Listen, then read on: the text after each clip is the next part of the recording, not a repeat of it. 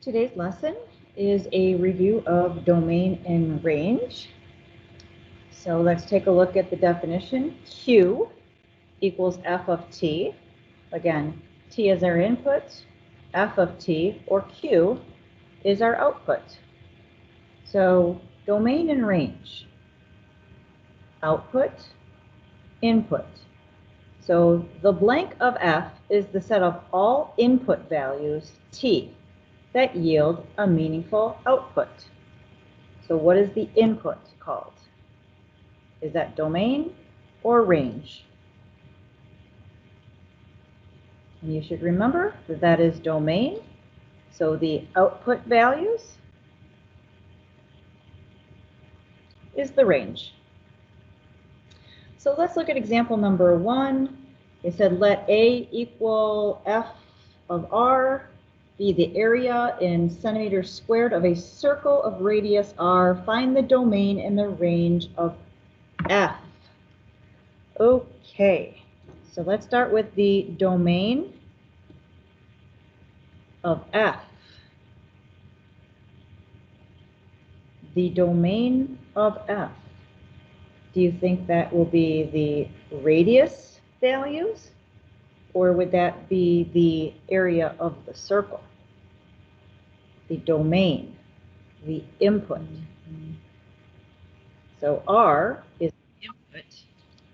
That is the radius values. So what kind of radii can you have? Can you have negative radii? Can you have a radii of 0? Well, then you wouldn't have a circle. So can we all agree that the radius must be greater than 0? So we're going to be using something called interval notation. Interval notation. You have to get used to this. This is the notation we're going to be using. The radius greater than 0. The interval notation for that, instead of just saying radius is greater than 0, parenthesis means not equal to. So not equal to 0, but starting at 0 and going to the largest radius you can possibly have. Well, our radius can keep getting larger and larger and larger. So we're going to go to positive infinity. So it's going to go in a positive direction. You can never reach positive infinity, so it can never equal positive infinity. So again, a parenthesis on that endpoint. So this means not equal to 0, not equal to 0, starting at 0 and going in a positive direction, getting bigger. Always the smaller number on the right-hand side, the largest value on, the smallest number on the left-hand side, the largest number on the right. Order does matter. So let's look at the range of f.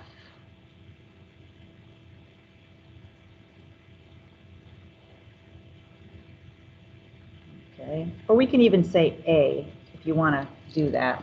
Let's call it A.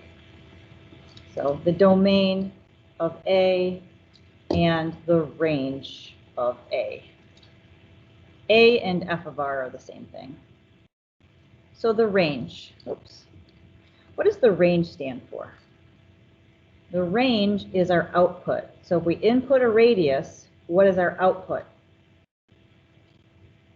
We get an area. Can you have 0 area? Can you have a negative area?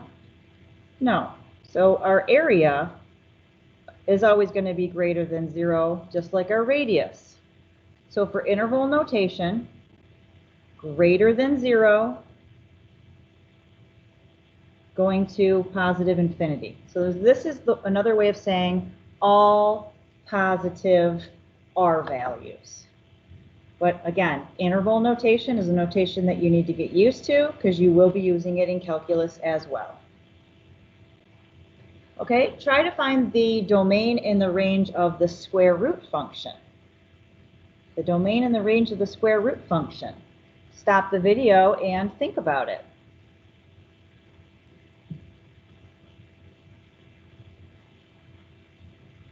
Okay, well, there's two things that you can do.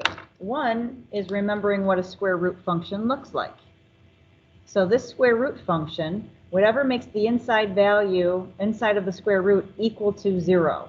So what makes this equal to 0? That's -2. And if you remember translations, x plus 2 means 2 to the left. And the square root function looks like this. Okay, so that's one way, is sketching the graph to help you with the domain and the range. So let's go ahead and go with this. The range, actually let's start with the domain. The domain of f of x, the domain of f of x. Well, looking at the graph, what can you tell me?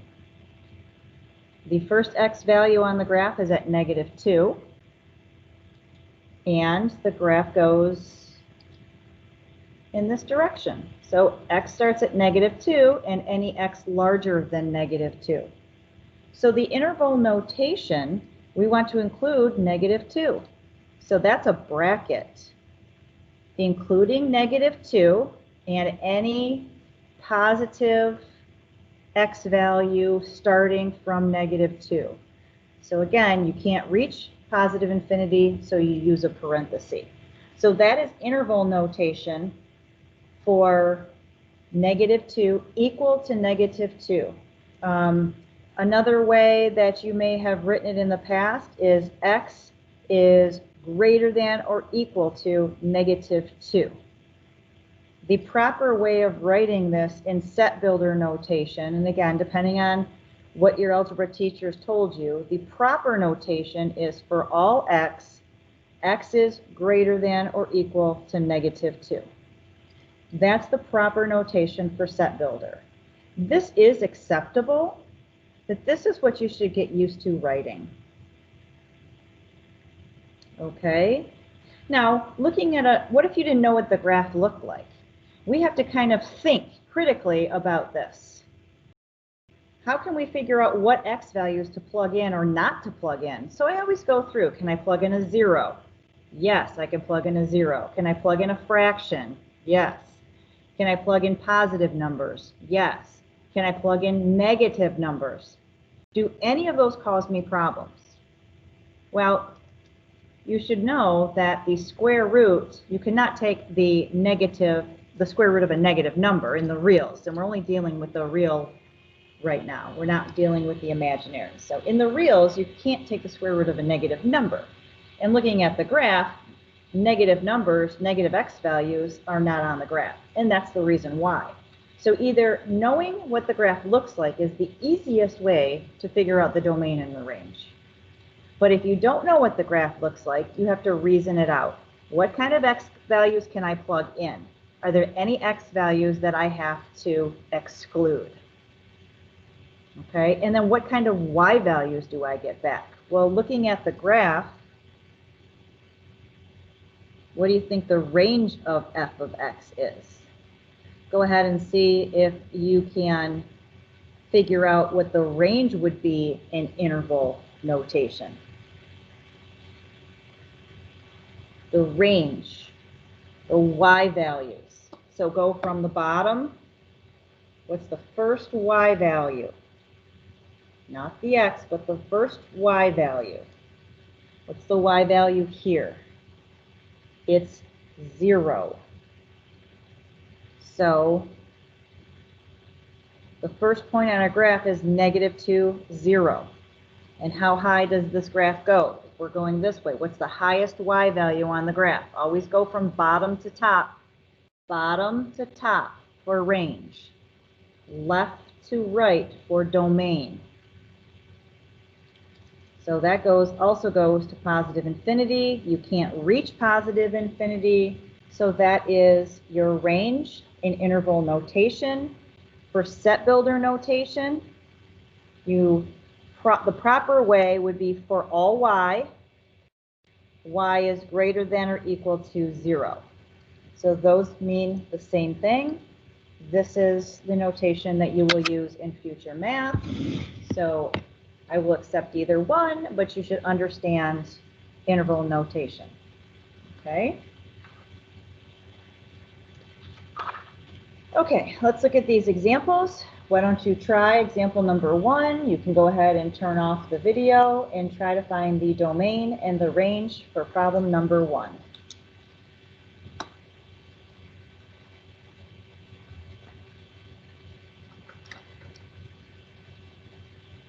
Okay, let's check your answer. Domain, like I said, left to right. We're going to start here, the x values. We're starting at a -4, and we're going all the way to, it looks like that's 2, 3, 4, 5, 6. Is that correct? What are we going by here? Halves, right?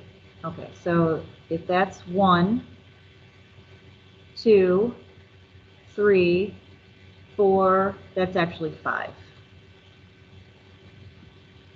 So we want to include -4 because that point is on the graph.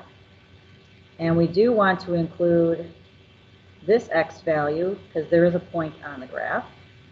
So we're going to use brackets. Starting at -4, going all the way up to 5, include both. Okay. Now the range. The range is the y values. The smallest y value has to come first. Order matters. That's why you have to go from the bottom of the graph to the top of the graph. Now we're looking at the y-axis here, not the x-axis, the y-axis. So where do we start the graph? That looks like it's at 3. So we're going to include 3. And what's the highest y value? Oops, I'm sorry, that's -3. -3. And what's the highest y value? +3. Okay. Again, if you haven't tried this one, go ahead and stop the video and try it on your own and come back and check your answer. Okay. This way, the smallest x value on the graph looks like a -5. So we have a closed circle, which means a point on the graph. So we're going to include -5. We're going to go this way. And when we get to here, we have an open circle, which means that the function is undefined here. There's no point here. It would go all the way up to 1, but we do not include 1. So how would you say all the way up to 1, not including 1? Well, you can't say 0.9 because it's 0.999999, and we don't want to write that out. So in interval notation, we say all the way up to 1, but not including 1. So parenthesis, you can think of that as an open circle, and you can think of a bracket as a closed circle. Now we have a gap here. So we're just going to put in a union symbol. If you haven't seen that before, that means a union. You're going to unite these answers and these answers. And we're going to start up again at 2. And we're going to go all the way down here to 5. Okay? Now the range, smallest y value on the graph, looking at the y-axis now, smallest y value on the graph is -2. We go all the way up here. We have a y value. This y value is on the graph. Don't worry about this hole. That's for the x's. The y value on the graph is 1. We're going to include 1. Then we have a gap. So then we're going to start over again. Here, we're going to go 2 all the way up here. So what is that? 2 to what? Not 5, but 4. Including 2, y values, all of these y values are from 2 to 4, including 4. Interval notation for domain and range. Okay. Question number 2. Story problem. Oakland Coliseum is capable of seating 63,000 26 fans for each game. The amount of money that the Raiders organization makes is a function for the number of people, N, in attendance. It's a function of N. Okay? It's a function of N. This is a function of X. This is a function of X. So basically what it's telling us is this is our input. Okay, that's our domain. If each ticket costs $30, find the domain in the range of this function and sketch its graph. Okay, so it's telling us that it's $30 per person. It's telling us that the number of people is the input, and they want us to do what? Find the domain in the range of the function. So the amount of money that the Raiders organization makes, that is our output, the amount of money the organization makes. So one way of looking at this is if N is your input, A of N is your output in function notation. Okay? N being the number of people. That's a number sign, not a hashtag, but a number sign. A sub N is your output. That's the amount that the organization will make. That's the amount of revenue. Let's call it revenue. Okay.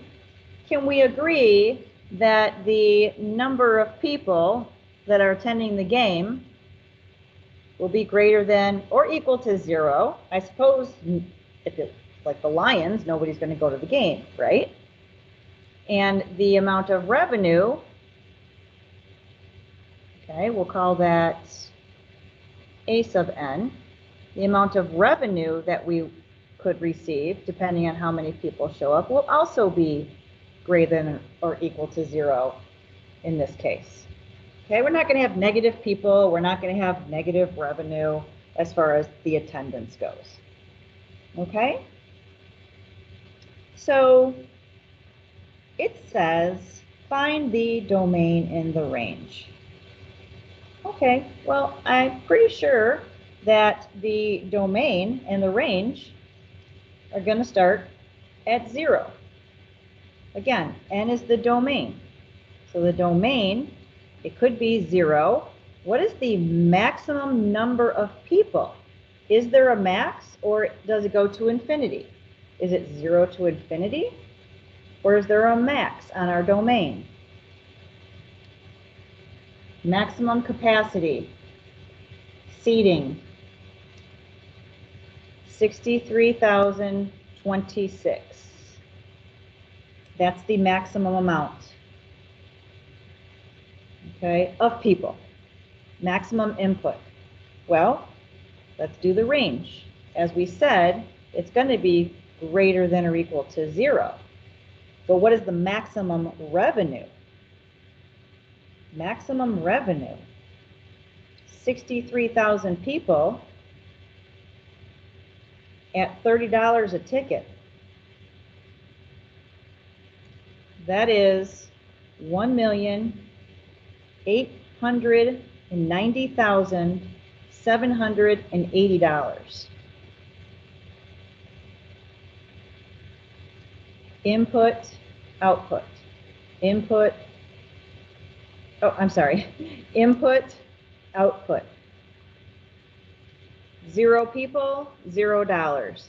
63,000 people, 1.8 million. Okay? Now, because this is a real world situation, it's not all numbers between 0 and 63,000. Why is it not all numbers between 0 and 63,000? All numbers between 0 and 63,000 include every number on the number line, including decimals. So for this one, let's be a little bit more specific. In this situation, you're not including decimals. You're including whole people. So if we're counting 0, 1, 2, 3, 4, 5, 6, okay, those are called our counting numbers. Or in this interval, we only want n to be an integer.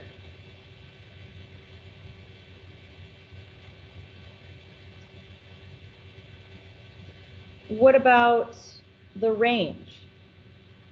Is this going to be 0, 1, 2, 3, 4? Is that the revenue possible? $0, $1, $2, $3? Is it possible to have a revenue of $10?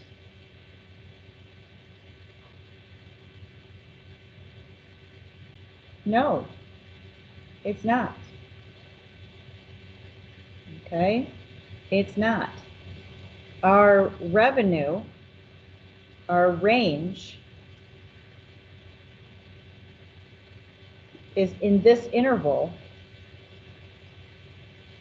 is only the intervals. It's in this range, but it has to be a multiple of 30. So there's a little extra on the story problems. You have to make sure that you have everything included, everything that makes sense. Okay?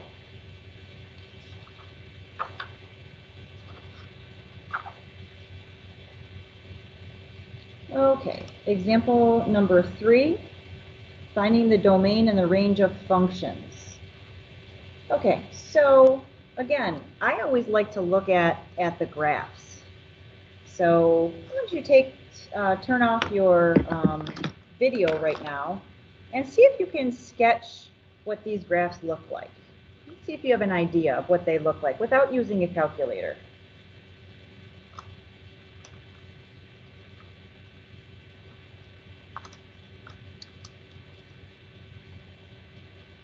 So this one quickly is a square root function, which is one I just went over. What makes the inside of this equal to 0? Well, if you set it equal to 0, you get a -7/3. So this is a -7/3. And the square root function goes up like that. Okay? This is a quadratic. Okay? This is a quadratic. This factors into x minus 3 times x plus 2. So you should know that that is where you have your x-intercepts. So x minus 3 set equal to 0. That's at 1, 2, and 3. X plus 2 set equal to 0. That's at -2. And then we know that it opens up. So we know that a sketch is going to look like this. Okay? How about this one? Okay, this is something that you might not be used to. We'll be doing more of these next. Okay, these are called rational functions. Okay, you should know that your denominator can never equal 0. So at 1, you have a vertical asymptote at the graph at x equals 1 because it can, this will never, you cannot divide by 0. Okay, so that's a part of the graph that's undefined. Now, these rational functions, when they're squared on the bottom, you know, what would the graph look like? Well, you can plug in some values. If I plugged in 0, what would I get? If I plugged in 2, what would I get? Okay. Is there anything that would make this equal to 0? You know, will this ever equal 0? Well, if I plug 0 in for this whole thing, multiply 0 equals 1. That's not true. So this graph, and again, you probably don't know this. Maybe you can reason it out. Inverse square curve, there's the sketch. Okay, and then let's take a look at this. This is a quadratic. It's this quadratic up here. So I'm just going to kind of dot that in right now. So we're at 2 and at 3.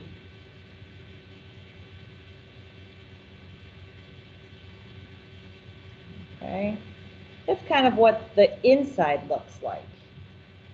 Okay, however, we're taking the square root of these values. Okay, we're taking the square root of these values. Well, again, you can't take the square root of negative numbers. Okay, you cannot take the square root. These values down here are all negative y values. So here, again, this is negative 2. And this right here is positive 3. So if we plug in 0 into here, that's going to ask us to take the square root of a negative 6. So none of these values on this graph here on the underneath the inside here are possible. Only these x values that are here, when you plug in negative 2, you're going to get 0. So when you take the square root of 0, you'll get 0. When you plug in this x value, 3, you can try it, you'll end up getting 0. So only these x values can be plugged in, and only these x values can be plugged in. But none of these will give you a number that is positive. Okay, so those are the graphs. Now, if you knew the graphs, it makes it very easy. So let's take a look at this graph. Okay, we know that the domain would be what? Equal to negative 7/3 and going to positive infinity. The range, looking at the y-axis, this is 0. And the graph just keeps getting higher and higher. So we're going to positive infinity. So you'll say, well, how am I supposed to know that if I don't know what those graphs look like? Well, you have to ask yourself, what x values can I plug in? What can I input?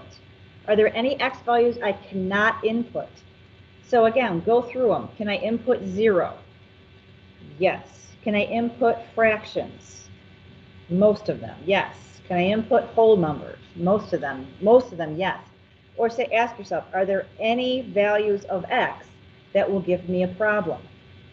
So the values of x that will give you a problem are any x value that makes this less than 0, because you can't take the square root of this if it's less than 0.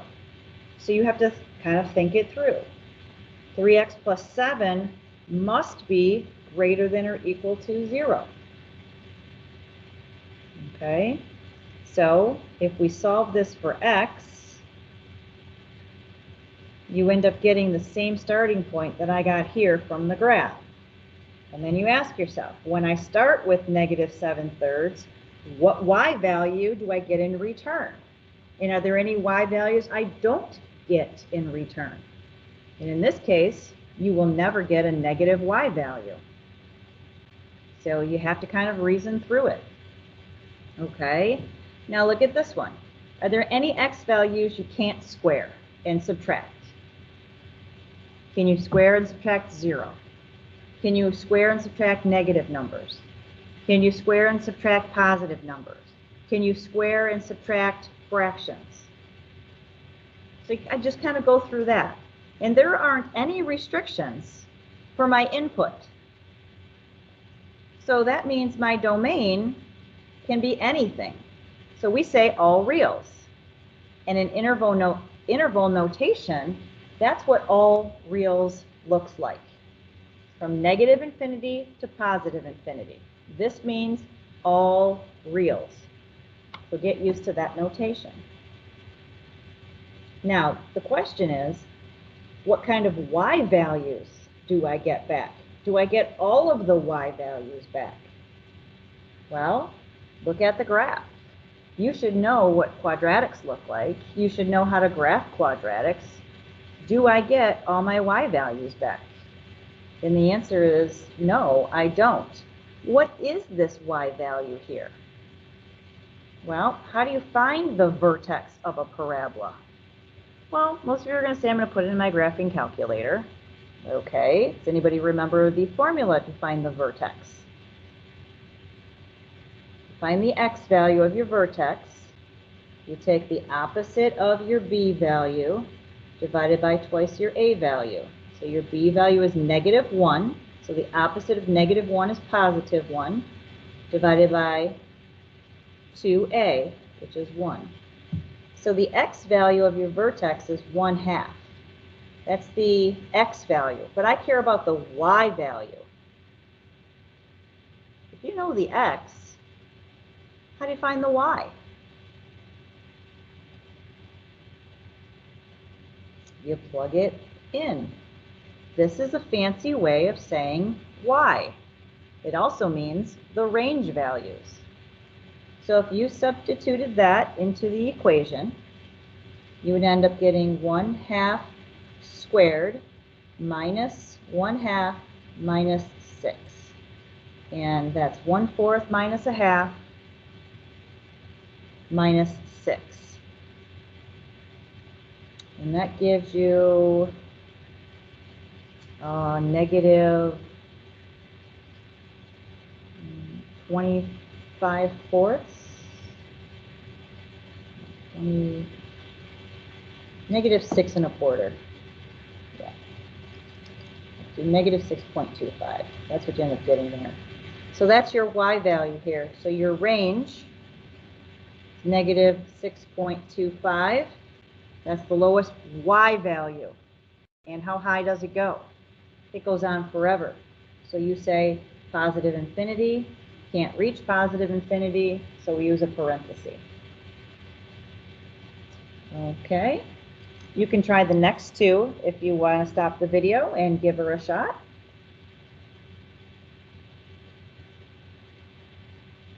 Okay. So again, here's the graph, but let's say you didn't know what the graph was. You have to reason this. Is there any issues with this? You should know that x minus 1 squared cannot equal 0. That's undefined. So if we take the square root of both sides, x minus 1 cannot equal 0. So that means x cannot equal 1. Well, isn't that true on our graph? So what's the domain? How do you say x cannot equal 1? Or all x values except 1? Think about how you would say that in interval notation. What is the smallest x value on this graph?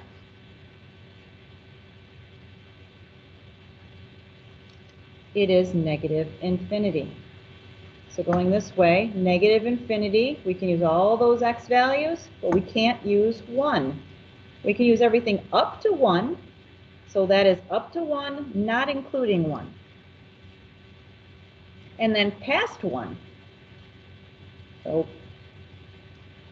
past 1, not including 1, all the way to positive infinity. Okay? So think about it. What would the range be? Let's say you didn't know the graph. Well, you can try looking at the graph, and you can try the range now if you want to stop. Or you can ask yourself, if I plug -2 into here, what kind of answer do I get? If I plug 10 into here, what kind of answer do I get? If I plug any x value into here besides 1, what kind of answer do I get? Well, you're always going to get something positive. You're always going to get something positive. It'll never equal 0. It'll always be greater than 0. So how do you say my y values are all values greater than 0? Try that in interval notation.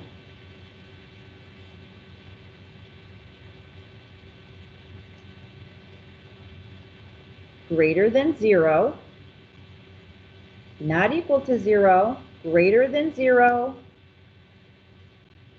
That's all positive reals greater than 0. That's interval notation.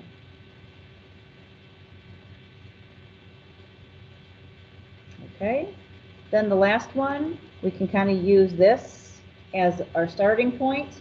We know this is the domain in the range for x squared minus 6, or x minus 6. What happens if we take the square roots of those? Okay, if we take the square root of those, well, what x values are going to make that underneath equal a negative number? Which ones? So from all of our x values, like I said here, that's going to be from a -2 to 3. If I plug in these x values, I'm going to get a result that's negative, so I can't take the square root. So I can do everything except -2 to 3. So think about what the domain would be in interval notation. All numbers except the numbers between -2 and 3. Well, our smallest number first, our smallest x value, all the way down here, the graph goes on forever. Our smallest x value is -infinity. Okay, and then we're getting up to -2. Can we include -2? Well, when you plug -2 into here, what do you get? Well, it's on the x-axis, so you should get 0. Can you take the square root of 0? Yeah, you sure can. So we could include -2. Okay, then we get to here. These are all negatives. We can't take the square root of negative numbers. So we can't use these x values because our y values underneath here would be negative. Can't take the square root of a negative. So where do we start up again? If we plug in 3, it's on the x-axis. So that means that this must be equal to 0. So yeah, we can include 3. And then where do we stop? The x values keep getting bigger and bigger. How do we say bigger and bigger past 3? Say to positive infinity. Never put a bracket on positive and negative infinity. Okay? And then just like all square roots, yes, all square root functions will have the same range. 0 to positive infinity. Okay, unless of course there's a translation down, but I don't have to worry about that. So if I had like a -6 here, that would translate it down 6. But for all regular square root functions that don't have a translation, it's always going to be 0 to positive infinity, because you're taking square roots of positive numbers. You're going to be getting positive numbers back. And people will say, well, I thought square root gave you 2 answers, plus and minus. And that's a misconception, okay? If I gave you a problem and I said y equals the square root of x, y equals the square root of x. This means when I plug in x, I get the principal square root of x.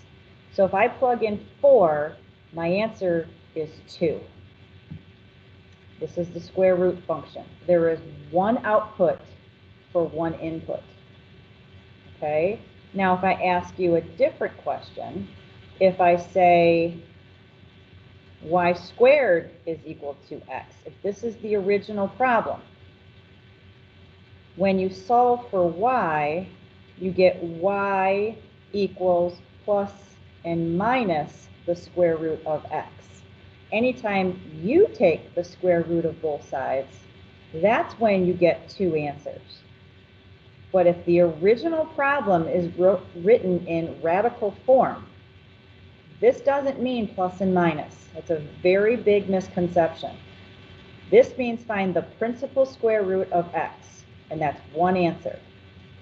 This, if this is the original, this is saying what number squared equals x? What number squared equals 4? Well, that's when you have 2 answers. This is a different question than this. What number squared equals 4? Well, there would be two answers. It would be 2 and -2. Okay? So just keep that in mind. If you don't take the square root of both sides, if the original problem is in root form, this means principal square root, which is just the positive answer. Okay, and that is the end.